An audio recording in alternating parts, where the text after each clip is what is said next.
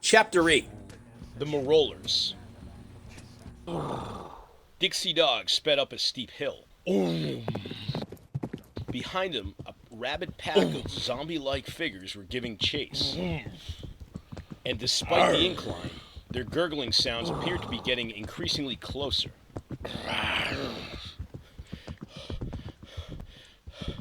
I should have headed west, Dixie groaned to himself. He had found himself in one of those situations where one had to be careful of what they wished for. Amazing. Just a little while ago in Cankerville, he had been pining about how dull life was. But now, he couldn't stop thinking about what his philosophy teacher had once told him. If you ever do get what you've always wished, you may actually find yourself realizing that you are not what you think you were been made up of all along. Several hours ago, Dixie had suddenly appeared somewhere on the other side of the giant wave rock walls of what he guessed had to have been Anakaland. He remembered having strange dreams, or were they dreams? Dreams about being in free fall practically forever. Then he remembered walking into this blue glowing Aztec pyramid thing in the clouds. And the next thing he remembered were more unpleasant dreams before he woke up on a bed of ferns. And then this. He had stumbled onto these humanoid creatures and immediately turned tail and fled into a trail behind a thick cluster of pine trees. As he kept running away from the hideous things, he was thinking about how naive he had been to think this was going to be a great adventure. Yes, for the longest time, all Dixie ever did was whine about how boring life was, back home in the boring realms. What a fool. Just a few years ago, he would go off on these random soliloquies about how, quote-unquote, we could really make reality more exciting for us all, and we won't feel so dull in our comfortable oblivion. And he would often proselytize to his friends to stop living such boring lives. If only we would dare to chase our dreams, he would sometimes scream randomly to crowds of bystanders. When he was a teenager, Dixie would often preach these ideas while mounting random statues or other monuments by the Torturia Plaza Square for fun. He really was a bit of a twit. He liked to do this not because he wanted to help the world, but because he liked to pretend he was some great avatar prophet trying to enlighten the crowds with his deep ideas, regardless of whether the crowd really appreciated it or not. But Dixie didn't care. He loved pretending to be some sort of pseudo-motivational speaker to the masses, sharing these clairvoyant diatribes of enlightenment to all within earshot, that they may ponder throughout the day, as if nobody had ever occurred these ideas to themselves before. More than a few people had thought him nuts. When he'd do stuff like this, occasionally a passerby would slow down from their wall-pulling activities and look up at Dixie as he sat perched on a statue in the middle of Newton Square by City Hall. Such bystanders would stare for a few seconds without replying, and then walk away slowly, while staring at the ground in silent thought, as if the seeds of wisdom had been planted. Moments like that made Dixie feel like a mystic. Aside from hanging out with the Babayan brothers and setting up quote-unquote celery generals, this used to be his favorite pastime.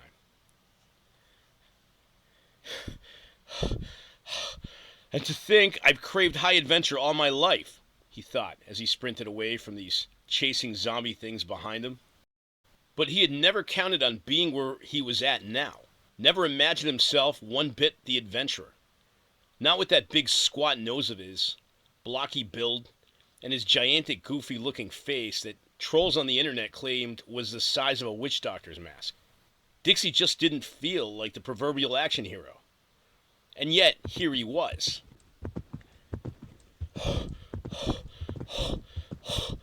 His face was sweating as he heard the wails of the creatures following him through the trails. Terror alone was driving him to continue running.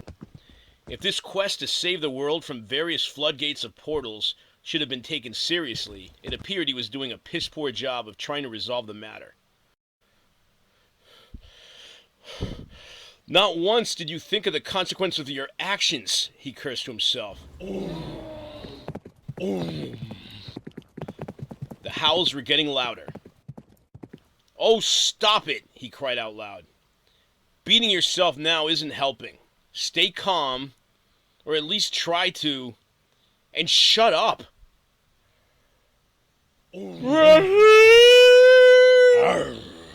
Came the freakish cries of the pursuing creatures from behind. They got even louder. Dixie was scared, but not ultimately feeling defeated just yet. He remembered the strange energy ball he absorbed, and he still felt like his limbs could move exceedingly fast. Rounding a sharp corner on the trail, Dixie jumped down a ravine full of thick plant life to get out of the way of the zombies. Perhaps they would be too stupid to follow. A few yards below a series of ferns, the steep ground became extremely slippery, and Dixie slid down off a cliff and into a pile of dead leaves below. The sounds of the zombie beasts became fainter. Dixie closed his eyes and paused to catch his breath. He tried once again to recollect everything that had happened.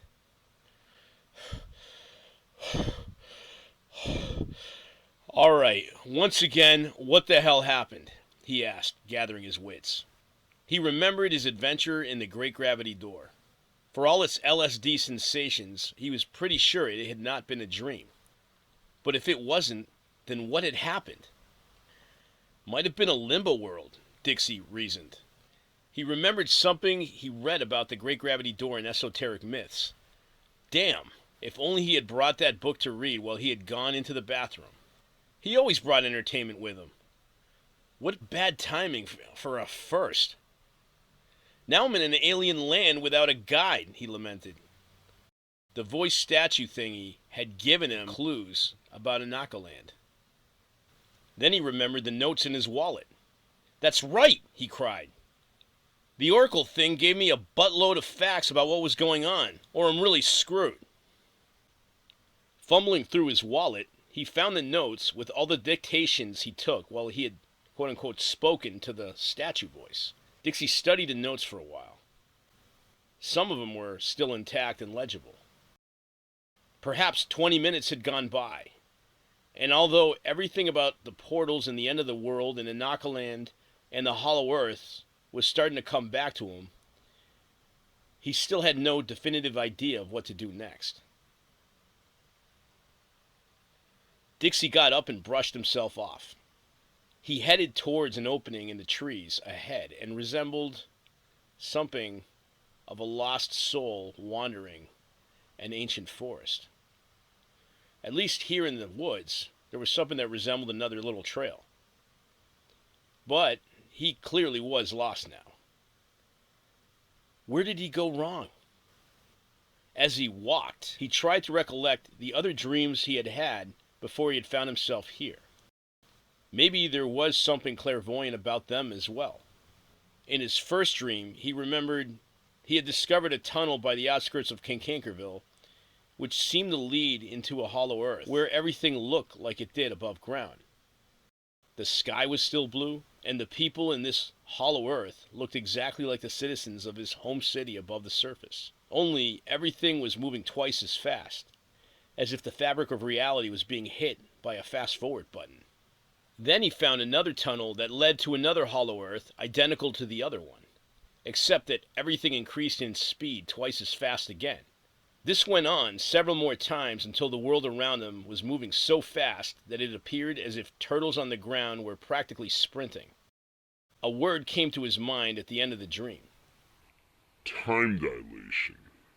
In the next part of the dream, he found himself in a 3-decker building somewhere in a sketchy neighborhood with an entire block of tennis courts occupying one side of the street.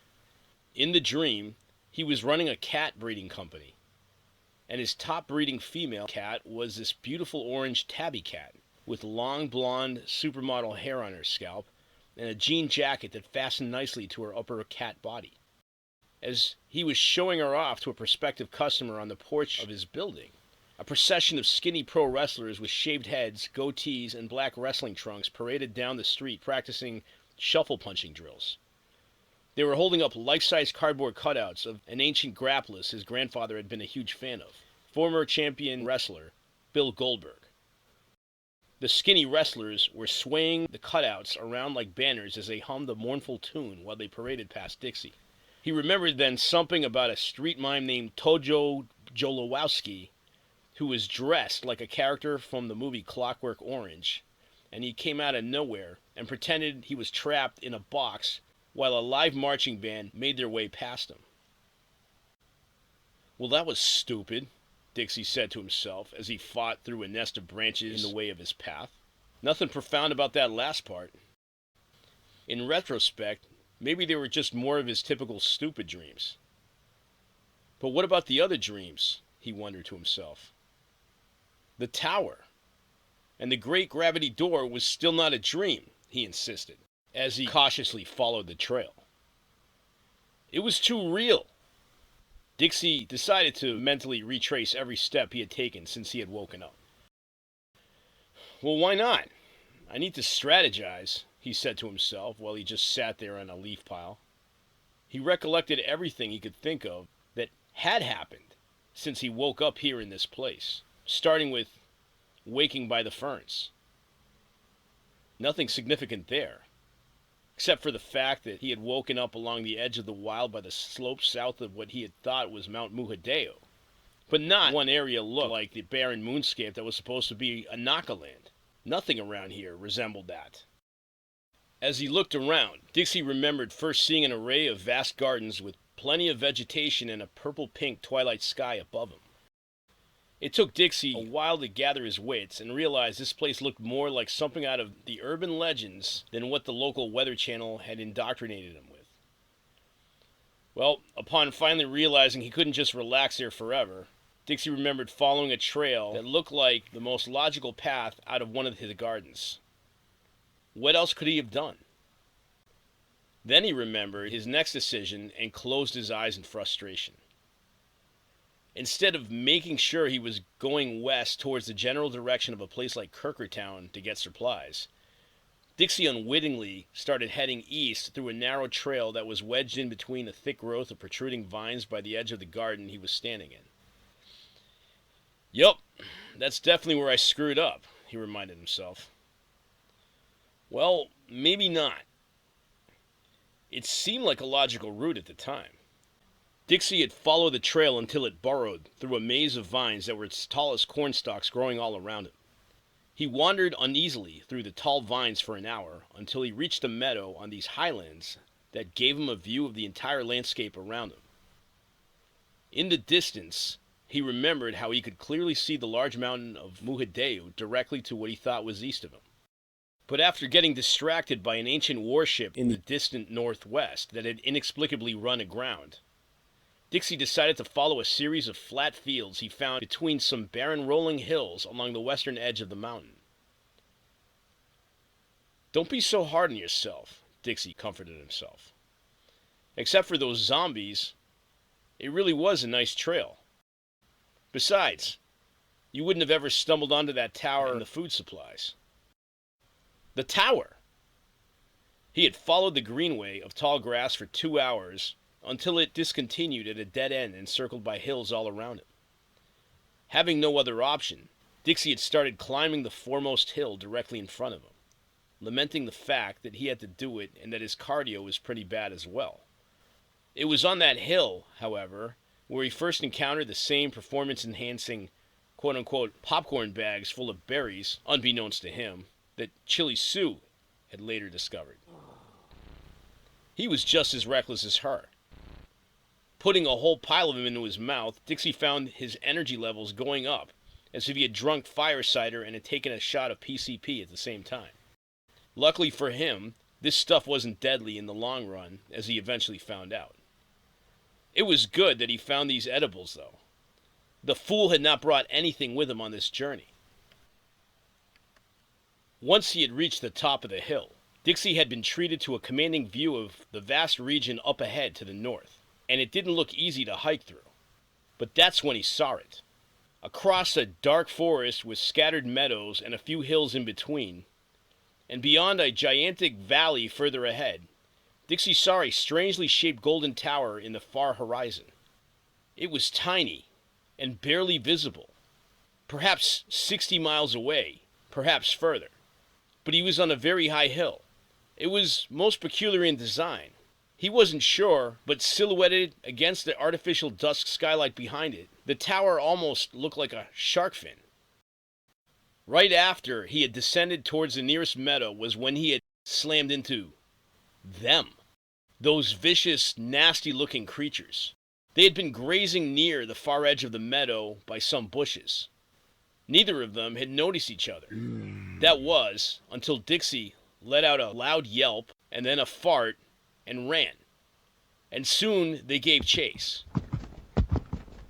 There were maybe about 15 of them, and he tried to lose them through a few other hills and then through a maze of trails in this dark forest. That was the last 20 minutes of his life before he slipped down this ravine and onto a pile of leaves. Feel better? He asked himself as he got up, and he brushed the leaves off his sleeves. Now you know. As if you didn't know, you dope. Head towards the tower. Dixie walked through more meadows and scaled a few more hills, never bumping into the pack of zombies along the way. At the top of the nearest hill, he was happy to notice that he seemed to be going in the right direction.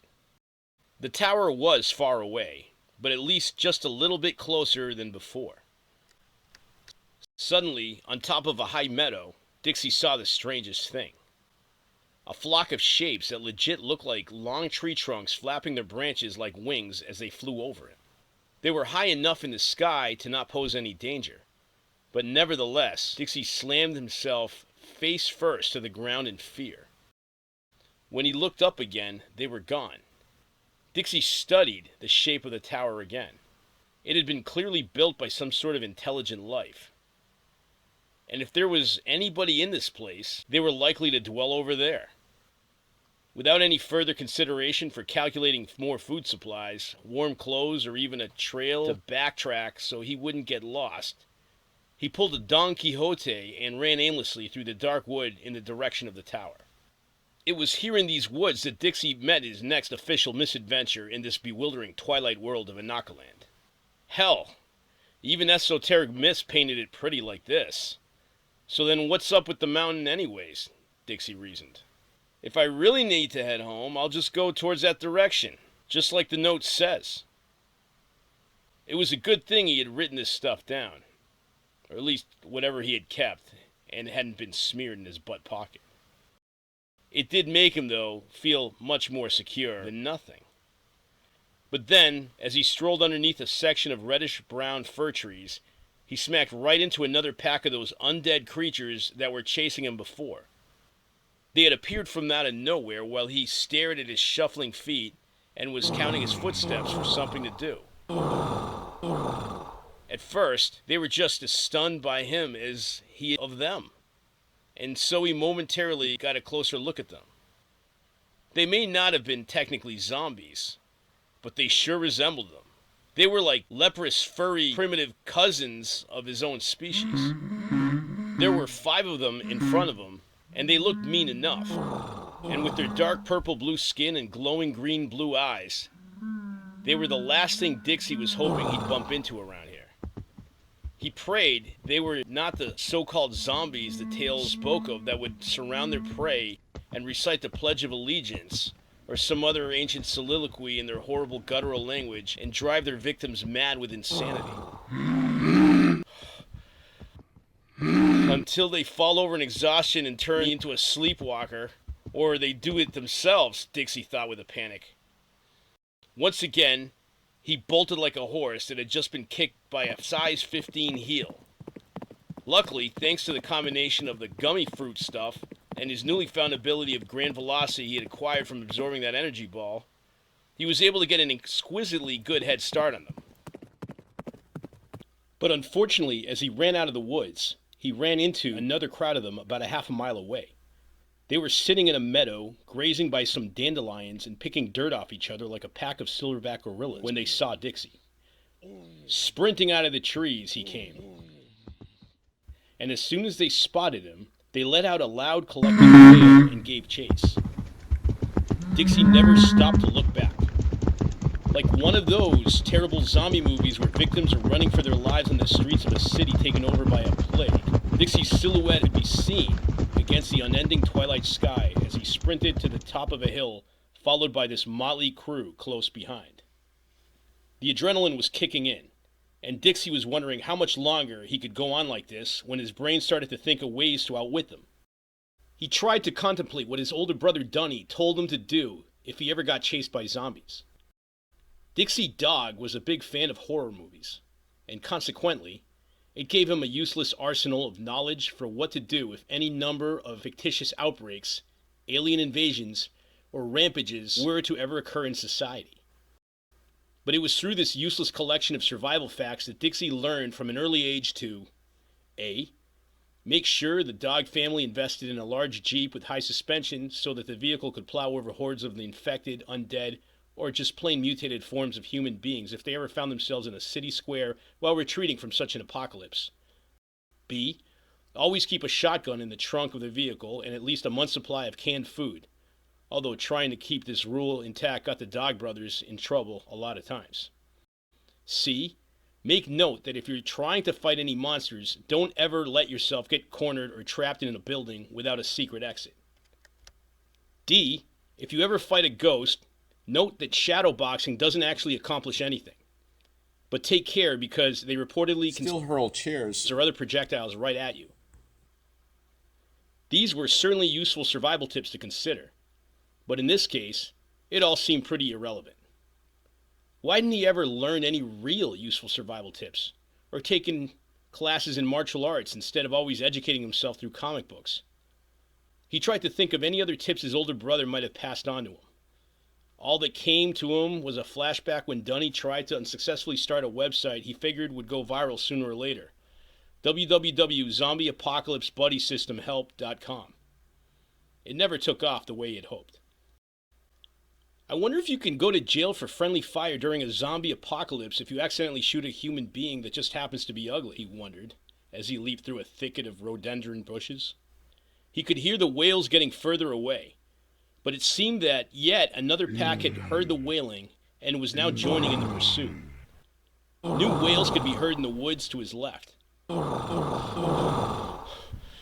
Creeping crap on a stick, he thought. The woods are infested with these things. What was that other thing Dunny said about zombies? Let's see. He rummaged through his mind more frantically.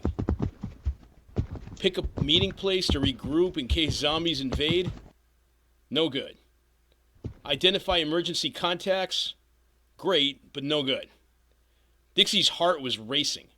He wondered how long he could keep up this pace. Ahead of him was an especially steep hill. Make a list of local contacts like the police and a professional zombie response team. Completely useless. Thanks, Dunny. The thing was, there was no way to prove these creatures were actually zombies. Nevertheless, the pursuers relentlessly stalked up the hill and were practically right behind him now. Identify an out-of-state contact that you can call during an emergency so everyone knows you're okay.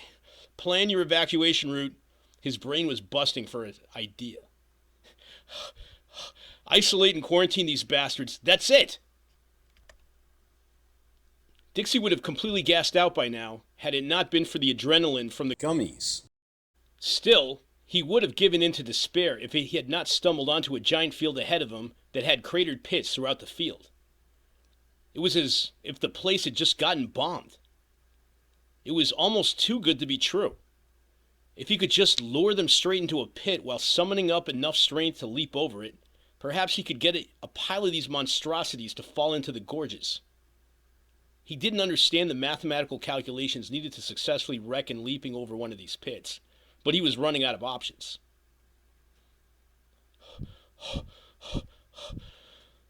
The first two attempts to try to trap the creatures in this fashion were aborted. At the last moment, Dixie chickened out and simply ran around the edge of the pit, and the zombies easily followed suit. But then, something totally random happened.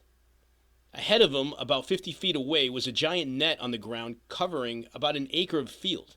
It was right underneath the branches of some very large deciduous tree along the other end of the field, and as he got closer, he could see a sign attached to one of these tree trunks ahead. It appeared to read, "Trap in case of marauders," and it was curiously written in his own language, along with other indecipherable characters that suggested an alien language. And it had a symbol that looked like an arrow pointing to a rope next to it. It could have been a big ruse, but considering the circumstances, if this crap didn't work, Dixie could always try his luck with the pit. Straight ahead, there were a few more of them. What are the odds? He pondered himself with a smile. If this wasn't a dream, this sure felt like it, aside from the heavy breathing and his complete physical exhaustion. He didn't know who had graciously set up such a trap, but he vowed that if he ever met its maker, that he would pat them on the back and shake their hand. Running straight towards the netted trap, Dixie, with one last effort, sprinted as fast as he could to give him clearing from his pursuers. He had crossed midway through the net when the trap sprung, suddenly and unexpectedly. Wow, how could he not have noticed the folly of his own plan?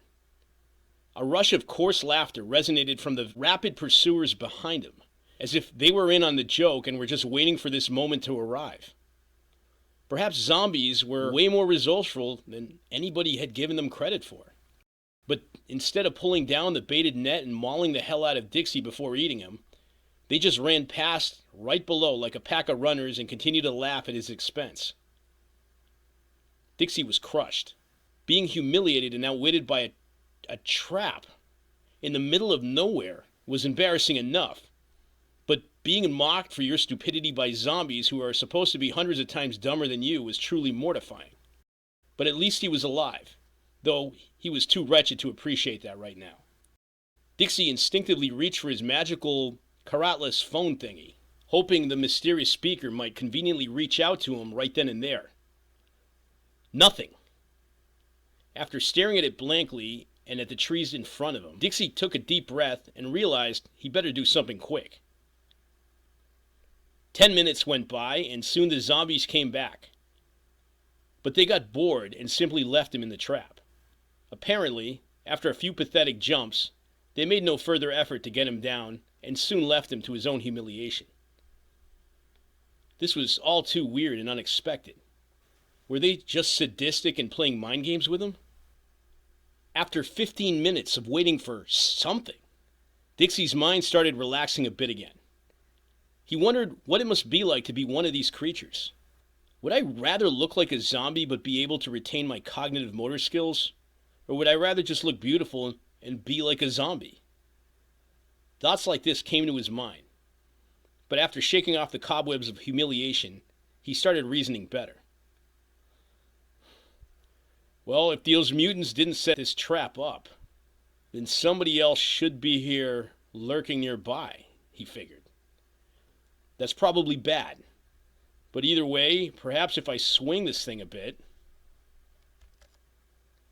Dixie did not know it properly, but what he imagined as a solution for his predicament was to create a giant pendulum. By swinging around off the branch he was caught under, Dixie was going to swing the branch over to safety. Perhaps he could grab the side of the trunk of a nearby tree. If those rabid zombies were around, there was no sight or smell of them anywhere.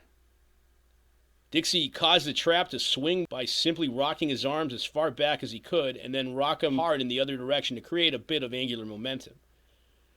In a smooth conjunction involving a hip jerk, a neck thrust, and one more arm swinging all at the same time, he was able to create a greater pendulum motion, like pumping on a swing set. The higher he rocked, the greater the net swung towards a nearby branch. Dixie knew this could get nasty if the zombies were lying in wait for him to break free of the trap. But maybe he was wrong about them. After all, how smart could a pack of wild so-called zombies be? I mean, they seem to be dumb enough to just let me stay in the trap instead of at least attempt a few pathetic jumps to pull me down, he said to himself. Then again, maybe Dixie was the one that was so dumb that they actually had laughed at him as they let him hang there and rot in his fate. As he kept swinging, Dixie noticed something. High up, On one of the other trees was a bundle of rope that had been wrapped up like a sleeping bag and lightly tied to the top of a nearby branch. After a few swings towards the direction of the thing, he had no doubt that it had to be a rope ladder graciously devised for his convenience. Upon inspecting the tree trunk on the other side of this pendulum motion, he noticed another note. Underneath an overhanging branch attached to it by means of an impaled knife. It took about 12 swings or so for Dixie to grab the knife while keeping the note, another 7 to hold on to the rope bundle and unravel it so it morphed into a ladder, and finally another 4 to actually grab onto the rope ladder and not let go. From there, Dixie cut through the trapping without plummeting 12 feet into the hard ground below. A quick attempt to mount the ladder caused him to endure a collision with a nearby tree that left him dizzy, but he held on to it like a beat-up boxer. An unsteady climb down the ladder, and then touchdown! Dixie had never felt so relieved and angry at the same time. If this trap had been devised for his welcome, he never got a chance to find out. When he finally opened up the note, there was nothing there. It was all so cruel. Probably some previous trapper's sadistic idea of a joke, muttered Dixie. Who the hell would do that to a person? Surely not these zombies. I doubt they're even good with ropes. But at least it gave him a sense of perspective. I suppose I should be happy I'm alive, but this day just keeps getting stupider, he muttered. But he meant this as a jab to his own boneheadedness. After all, he was the one who had made an ass of himself in front of a pack of undead zombies that probably figured he was too pathetic to bother killing. At least now he had a knife.